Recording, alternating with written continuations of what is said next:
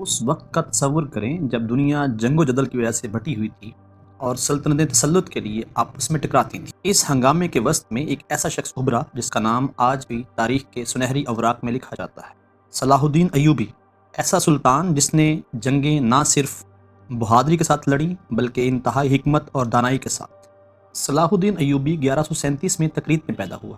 صلاح الدین ایوبی، جسے مغرب میں صلاح الدین کے نام سے بھی جانا جاتا ہے، پیدائشی طور پر نہ صرف ایک جنگجو تھا بلکہ حکمت اور حکمت عملی کا طالب علم بھی تھا۔ اس کی ابتدائی زندگی انصاف اور عاجزی کے اسلامی اصولوں سے عبارت تھی، اور انہی اصولوں نے اس کی میراث کو تشکیل دیا۔ صلاح الدین ایوبی نے ایک نوجوان کمانڈر کے طور پر نور الدین زنگی کے ماتحت خدمات سر انجام دیں۔ نور الدین زنگی ایک عظیم اور مضبوط رہنما تھا جس نے صلاح الدین ایوبی میں مسلم دنیا کو متحد کرنے اور صلیبیوں سے یروشلم کو دوبارہ حاصل کرنے کی تڑپ بیدار کی۔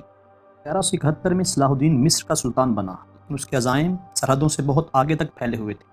ٹوٹی پھوٹی مسلم دنیا کو ایک ایسے رہنما کی اشد ضرورت تھی جو صلیبیوں کے بڑھتے ہوئے خطرے کے خلاف عوام کو اکٹھا کر سکے۔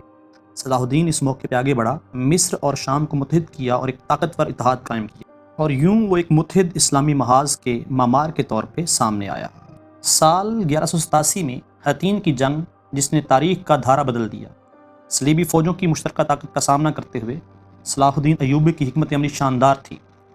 اس نے اپنے دشمنوں کو میدانی علاقوں کی شدید گرمی کی طرف راغب کیا اور پھر ان پر پانی بند کر دیا، اور یوں صلیبی فوجوں کی طاقت ختم ہو گئی۔ بے مثال نظم و ضبط اور اسٹریٹجک مہارت کے ساتھ صلاح الدین ایوبی نے صلیبی افواج کو کچل دیا، یروشلم کے بادشاہ گائے کو اپنے قبضے میں لیا۔ یہ فتح محض ایک فوجی فتح نہیں تھی، بلکہ اس نے صلیبی جنگوں میں ایک اہم کردار ادا کیا۔ صلاح الدین ایوبی صرف ایک فاتح نہیں تھا، وہ ایک رحم دل آدمی بھی تھا۔ جب سال کے آخر میں یروشلم اس کے قبضے میں آیا، اس نے کچھ ایسا کیا جو اس سے پہلے دیکھا سنا نہیں کیا تھا۔ اس نے عیسائی باشندوں کی جانیں بخش دیں۔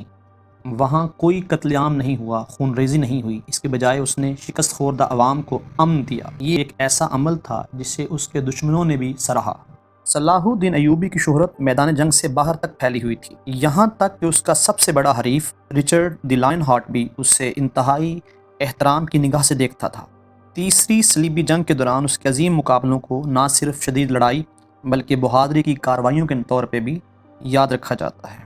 کہا جاتا ہے جب رچرڈ دی لائن ہارٹ بیمار پڑ گیا تو صلاح الدین ایوبی نے اس کے علاج کے لیے اپنے معالج بھیجے تھے۔ فتوحات اور عزتوں سے بھری زندگی کے بعد صلاح الدین ایوبی کا انتقال 1193 میں ہوا۔ اس نے اپنے پیچھے ایک عظیم سلطنت اور بہادری کی میراث چھوڑی جو صدیوں تک یاد رکھی جائے گی۔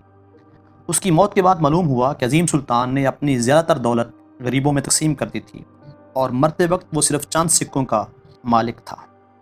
صلاح الدین ایوبی صرف ایک جنگجو ہی نہیں تھا، بلکہ وہ انصاف، رحم اور قیادت کے لازوال جذبے کی علامت تھا۔